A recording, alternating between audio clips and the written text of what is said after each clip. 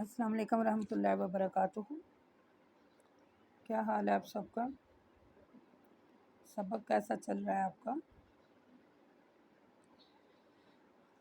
کچھ سمجھ بھی آ رہی ہے کہ نہیں؟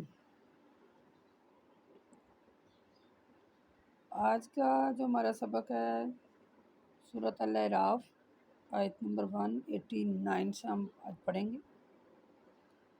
تو چلیں اپنا سبق شروع کرتے ہیں۔ اللہم صلی علی محمد وعلی آل محمد کما صلیت علی ابراہیم وعلی آل ابراہیم انک حمید مجید۔ اللہم بارک علی محمد وعلی آل محمد کما بارکت علی ابراہیم وعلی آل ابراہیم انک حمید مجید۔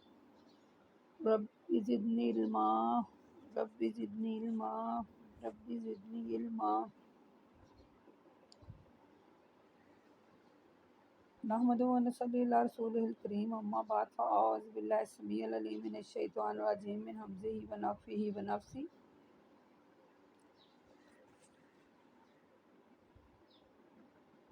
آج ہم پڑھیں گے آیت نمبر 189 سے۔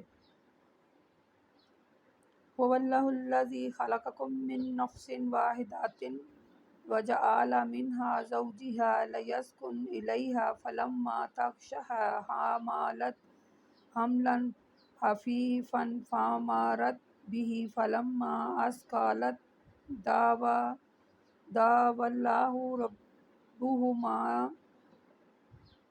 لئن آتیتنا صالحا لنکونن من الشاکرین۔ فلما آتاہما صالحا جعل لہ شرکاء فیما آتاہما فتعالی اللہ عما یشرکون۔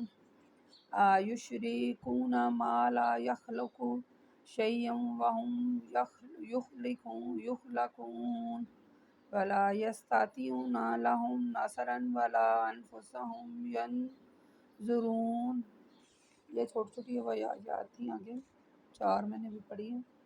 اے لوگو، اللہ ہی ہے جس نے تمہیں ایک جان سے پیدا کیا، پھر اسی سے اس کی بیوی پیدا کی تاکہ وہ اس سے سکون پائے۔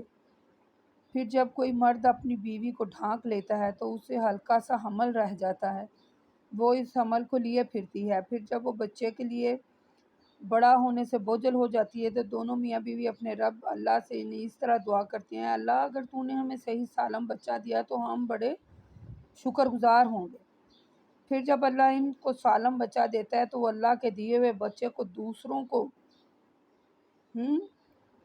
اللہ کے دیے ہوئے بچے میں دوسروں کو اللہ کا شریک بنا لیتے ہیں، ٹھیک ہے، لیکن اللہ ان کے شرک سے بلند و بالا ہے۔ کیا وہ ایسے لوگوں کو اللہ کا شریک بناتے ہیں جو کچھ بھی پیدا نہیں کر سکتے، بلکہ وہ تو خود پیدا کیے ہوئے، اور ان مشرکین کی مدد نہیں کر سکتے اور نہ ہی وہ اپنی مدد کر سکتے ہیں۔ اگر تم ان کو رہنمائی کے لیے بلاؤ تو وہ تمہارے ساتھ نہیں دیں گے، خواہ تم انہیں بلاؤ یا خاموش رہو، تمہارے لیے دونوں ہی برابر ہیں۔ جن کو تم اللہ کے علاوہ پکارتے ہو وہ تمہارے ہی مثل اللہ کے بندے ہیں، وہ تمہاری کیا مدد کریں گے؟ بھلا دیکھ لو، اگر تم سچے ہو تو انہیں مدد کو آنا چاہیے، لیکن وہ نہیں آتے۔ کیا ان کے پاؤں جن سے وہ چل سکتے ہیں، ان کے ہاتھ جن سے وہ پکڑ سکتے ہیں، یا ان کی آنکھیں جن سے وہ دیکھ سکتے ہیں، یا ان کے کان جن سے وہ سن سکتے ہیں؟ اللہ کے رسول صلی اللہ علیہ وسلم، آپ ان سے کہہ دیجئے اپنے شریکوں کو بلاؤ، میرے خلاف کوئی تدبیر کرو، پھر مجھے ذرا سی بھی مہلت نہ دو۔ میرا کارساز تو اللہ ہے جس نے مجھے کتاب نازل فرمائی ہے اور نیک لوگوں کا دوست ہے۔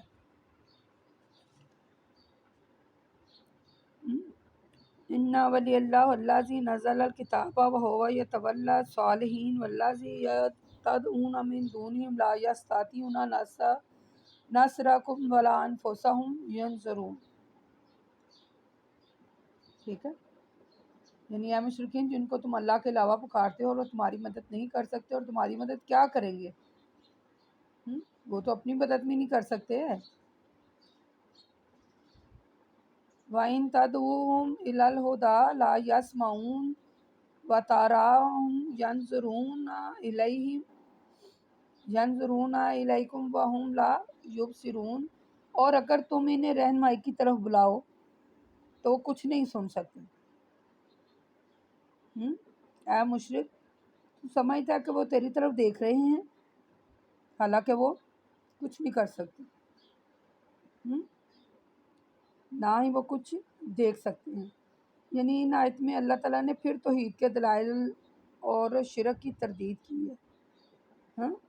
وہ اللہ ہے وہ اللہ ہی ہے جس نے ہم سب کو ایک جان سے پیدا کیا ہے، یعنی حضرت آدم علیہ السلام سے۔ اور پھر اللہ نے جگہ جگہ ارشاد فرمایا اس کے بارے میں۔ میں آپ کو ایک حدیث اس کے بارے میں سناؤں۔ اللہ کے رسول صلی اللہ علیہ وسلم فرماتے ہیں، اہل محشر آپس میں لڑیں گے، کیا تم نہیں دیکھتے کہ تم کس مصیبت میں ہو؟ تم ایسے آدمی کو کیوں نہیں دیکھتے تمہارا رب کے پاس تمہاری سفارش کرے؟ پھر وہ آپس میں کہیں گے آدم کے پاس چلو، پھر وہ آدم کے پاس آ جائیں گے اور ان سے کہیں گے آپ انسانوں کے باپ ہیں، آپ کو اللہ نے اپنے ہاتھ سے بنایا ہے، آپ کے جسم میں اللہ نے اپنی روح پھونکی اور فرشتوں کو حکم دیا ہے کہ وہ آپ کو سجدہ کیا کریں، آپ اپنے رب کے پاس ہماری سفارش کریں۔ ٹھیک ہے، یعنی ایک جان سے حضرت آدم سے ہم اس کی بیوی بنایا، یعنی پہلے حضرت آدم کو بنایا پھر اس کی بیوی کو بنایا تاکہ وہ اس سے سکون حاصل کریں۔ ٹھیک ہے، تو اللہ تعالیٰ فرماتے ہیں، ہم نے سورۃ نساء آیت نمبر 1 میں پڑھا نا، اے لوگ اپنے رب سے ڈرو جس نے تمہیں ایک جان سے پیدا کیا، پھر اسی سے اس کی بیوی کو بنایا اور پھر دونوں سے بہت سے مردوں عورتوں کو زمین میں پھیلایا۔ یعنی اللہ مثال دے رہے ہیں کہ اللہ تعالیٰ کہتے ہیں کہ یعنی حضرت آدم سے اور حضرت آدم علیہ السلام بنائے، پھر اماں ہوا بنائی ہیں ان کی بائیں پسلی سے۔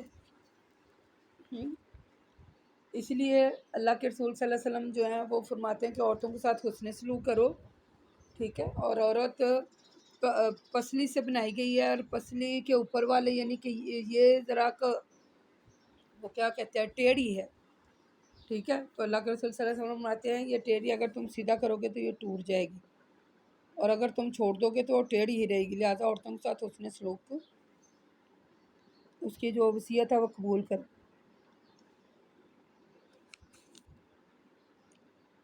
ٹھیک ہے، اس میں ہم نے جو سیکھنے کی باتیں ہیں یہ میں سورۃ آل عمران میں اور سورۃ الانعام میں ہم نے مثلا پیچھے پڑھے ہیں، کیا اس میں اللہ تعالیٰ کہتے ہیں کہ میرے سوا کوئی عبادت کے لائق نہیں ہے، یعنی اللہ تعالیٰ نے پھر توحید کا ذکر کیا ہے۔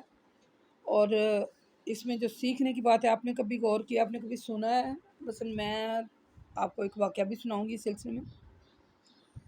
یعنی اکثریت میں لوگ یہ جو مزارات پر جاتے ہیں، فلاں پیر ہے، یہ فلاں پیر ہے، بچہ تو اللہ تعالیٰ دیتا ہے، یہ میرے پیروں کے اس کا نام نا ہم نے پیروں جو بتائیں گے نا وہ رکھیں گے، اور دوسروں کے بھی کہتے ہیں جاؤ اس پیر کے پاس، جاؤ اس پیر کے پاس۔ اب بچے کون دیتا ہے؟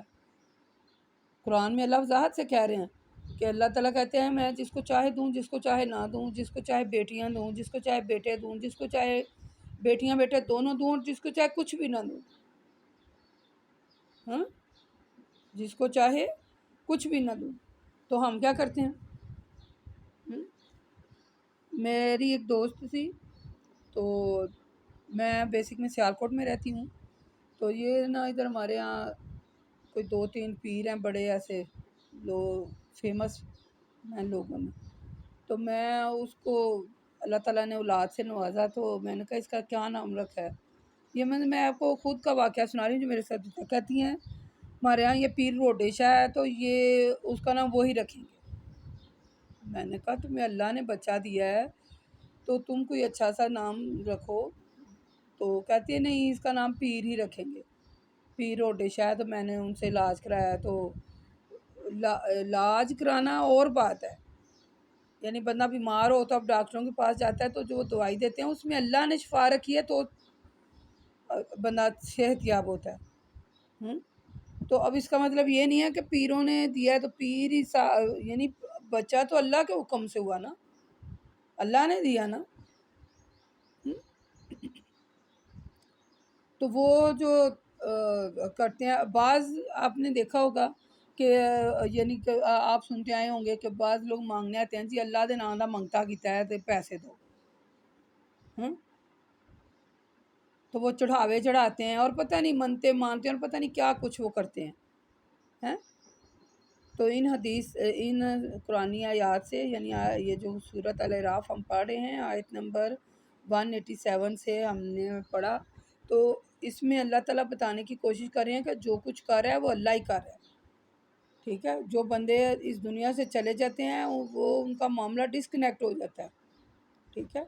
اللہ ہی سب کچھ، وہ جو ہم جن سے مانگ رہے ہیں، یہ جو ہم جاتے ہیں مزارات پر جاتے ہیں، تو یہ جو ہم ان سے کہتے ہیں، کبھی آپ نے دیکھا ہے کہ کوئی بندہ آپ کا ریلیٹیوز فوت ہو گیا ہو تو آپ کسی شہر کے دوسرے حصے میں ہوں یا شہر سے باہر ہوں یا پھر کبھی کوئی ملک سے باہر ہو، آپ نے کبھی دیکھا کہ وہ فلاں بندہ جو ہمارا رشتہ دار ہمارا تھا وہاں پھر ٹر رہا ہے؟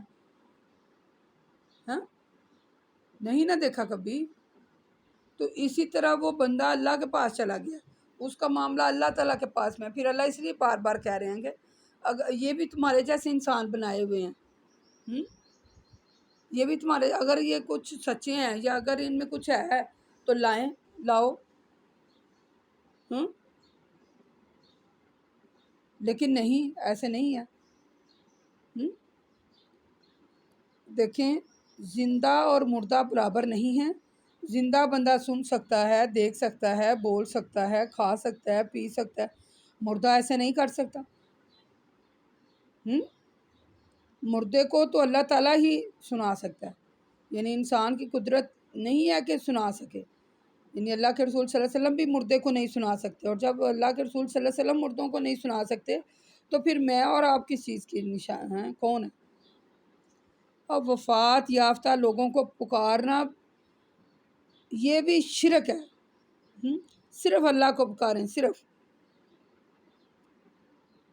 ٹھیک ہے۔ پھر اللہ بعد میں پھر اللہ آگے کہتے ہیں جن لوگوں کو تم اللہ کے علاوہ پکارتے ہو تمہارے جیسے بندے ہیں، تمہاری جیسی ان میں صفات ہیں، شکل و صورت میں بھی تمہارے جیسے ہیں، اب پھر تمہیں چاہیے نا، یعنی پھر انہیں چاہیے کہ تم جو ان سے مانگ رہے ہو وہ فریاد کر رہے ہو تو وہ سنیں، لیکن وہ نہیں سنتے۔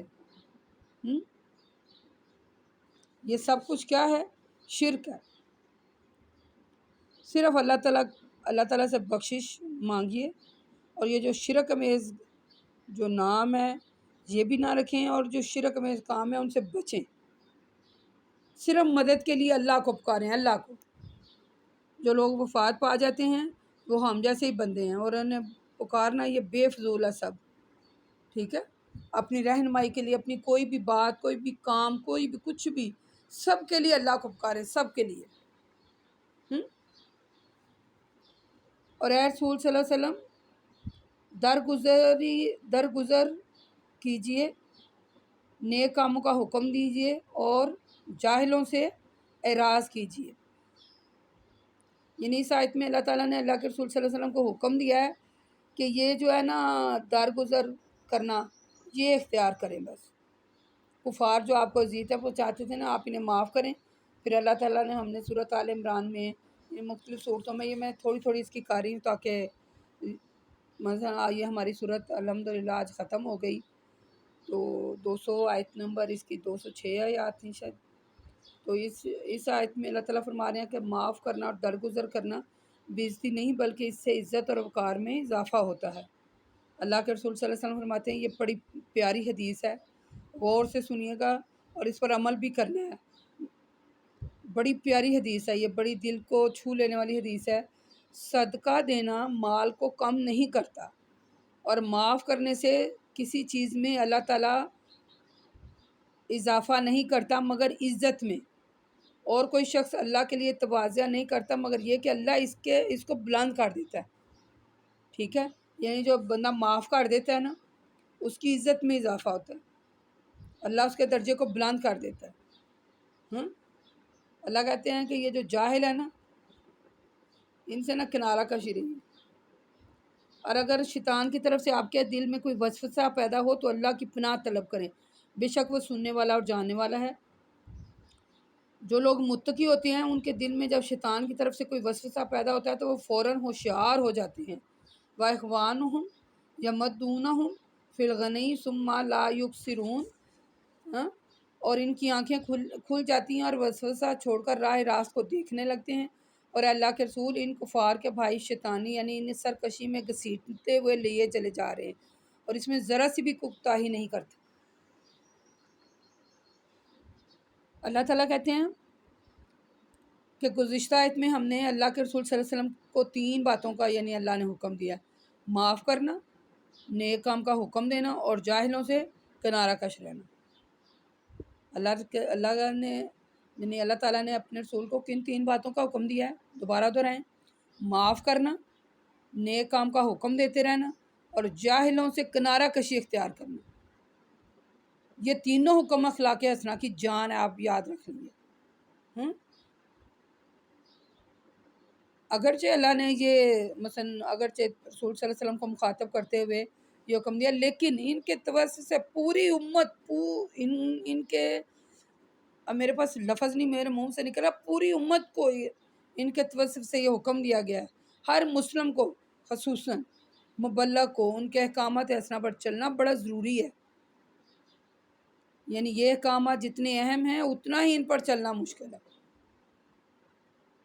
ٹھیک ہے، دیکھیں 3 باتیں جو ہے نا، 3 آج سے آپ یاد رکھ لیں، میں بھی یاد رکھتی ہوں۔ ٹھیک ہے، نیک کام کا حکم دینا، معاف کرنا، اور جاہلوں سے کنارہ کشی اختیار کرنا۔ آگے اللہ کہتے ہیں: رسول صلی اللہ علیہ وسلم جب آپ ان کو کوئی آیت نہیں سناتے تو آپ سے کہتے ہیں آپ خود ہی سے کوئی منتخب بات کر کے کوئی ہمیں سنا کیوں نہیں دیتے؟ آپ کہہ دیں کہ میں تو صرف اسی کی پیروی کرتا ہوں جو میرے رب کی طرف سے مجھ پر وحی کی گئی ہے۔ ٹھیک ہے، تمہارے رب کی طرف سے یہ بڑی بصیرت آفریں ہیں، ایمان والوں کے لیے ہدایت اور رحمت ہے۔ یعنی اللہ کہہ رہے ہیں کہ اللہ کے رسول صلی اللہ علیہ وسلم کا جب وہ مذاق اڑاتے تھے نا کافر، کہ جب اللہ کی طرف سے کوئی بات کا پتہ نہیں چلا تو اپنے پاس ہی کہہ دیں، تو پھر اس کا جواب آپ اللہ کے رسول صلی اللہ علیہ وسلم نے اس بات کا جواب دیا ہے۔ یعنی جب آپ کو کوئی آیت نہیں سناتے تھے نا ان کو، تو کہتے ہیں خود ہی سے سناؤ۔ تو آپ نے کہا ہے مثلا کہ قرآن پاک اللہ کا بنایا ہوا کلام ہے، میں اپنی مرضی سے اس میں سے کوئی بات نہیں شامل کرتا، جو مجھے اللہ کا حکم کہتا ہے میں پھر وہی جو مجھ پر وہی ہوتی ہے میں آپ کو وہی بتاتا ہوں۔ تو ان باتوں پر صبر کرنا، دیکھیں کتنی بڑی بات انہوں نے کہہ دی ہے۔ قرآن پاک کسی انسان کا کلام نہیں بلکہ اللہ رب العالمین کا کلام ہے۔ ٹھیک ہے، اس میں عبرت اور نصیحت کی باتیں ہیں، تو جو اس پر ایمان لے آتا ہے پھر وہ ہدایت یاب ہو جاتا ہے اور یقیناً رحمت کا مستحق بن جاتا ہے۔ اے ایمان والو، جب قرآن پڑھا جائے تو خاموش رہا کرو اور اسے غور سے سنا کرو تاکہ تم پر رحم کیا جائے، اور اے رسول صلی اللہ علیہ وسلم اپنے دل میں گڑ گڑا کر عاجزی کے ساتھ ڈرتے ڈرتے آہستہ آواز میں صبح شام اللہ کا ذکر کرتے رہیں اور غافلوں میں سے نہ ہو جانا۔ اور اے رسول صلی اللہ علیہ وسلم جو فرشتے آپ کے بارے میں آپ کے رب کے پاس وہ اللہ کی باتوں سے سرتابی نہیں کرتے اور اس کی تسبیح کرتے رہتے ہیں اور اس کے آگے سجدہ کرتے رہتے ہیں۔ ان الذین عند ربک لا یستکبرون عن عبادتہ ویسبحونہ ولہ یسجدون۔ یہ آیت سجدہ ہم نے تلاوت کی۔ ٹھیک ہے، تو گزشتہ آیت میں تو قرآن مجید میں عبرت اور نصیحت کے مضامین ہم نے پڑھے۔ ٹھیک ہے، اور ظاہر ہے یہ کتاب احترام کے بھی لائق ہے، اس کا سننا ادب کے ساتھ، اس کا سننا اور سن کر عمل کرنا۔ ٹھیک ہے، تو اس لیے قرآن جب بھی پڑھا جائے اسے غور سے سنو۔ ٹھیک ہے، اور چپ رہا کرو تاکہ رحم کیا جائے۔ سمجھ آ گئی؟ یعنی اس میں نصیحت ہے اس شخص کے لیے جس کے پاس دل ہے اور حضور اکرم صلی اللہ علیہ وسلم قلب کے ساتھ کان لگا کر، یعنی دل کے ساتھ اس کو کان لگا کر سنتے۔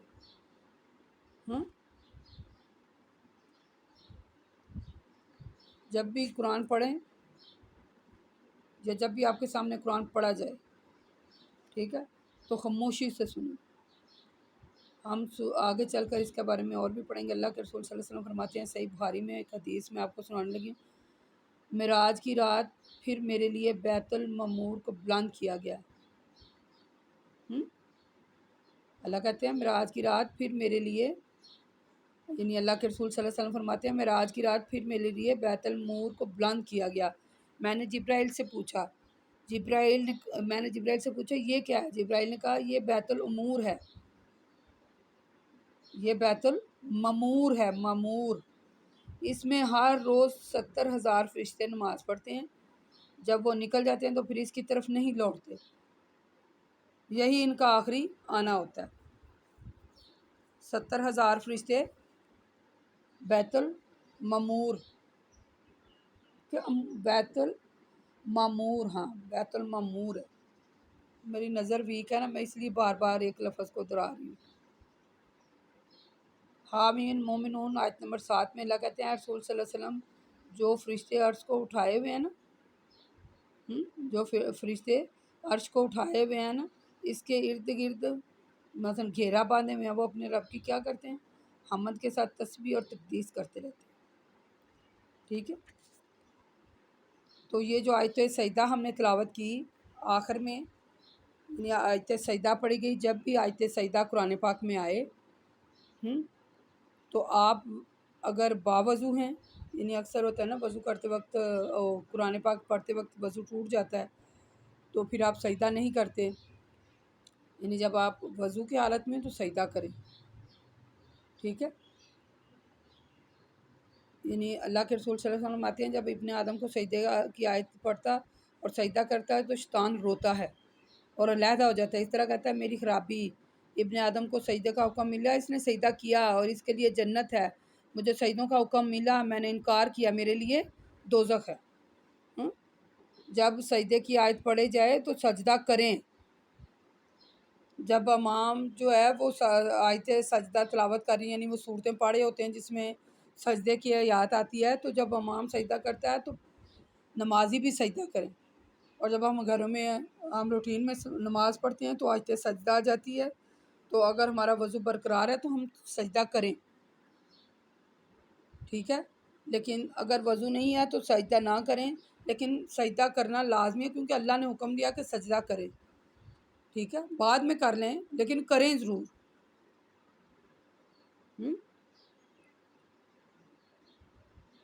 ٹھیک ہے، تو آج کا ہمارا سورت آج یہیں ختم ہو گئی ہماری سورت الاعراف، الحمدللہ آج ختم ہو گئی۔ ہم نے اس میں بہت زیادہ سیکھا، بہت زیادہ باتیں تھیں جو ہمارے سیکھنے کے لیے تھیں۔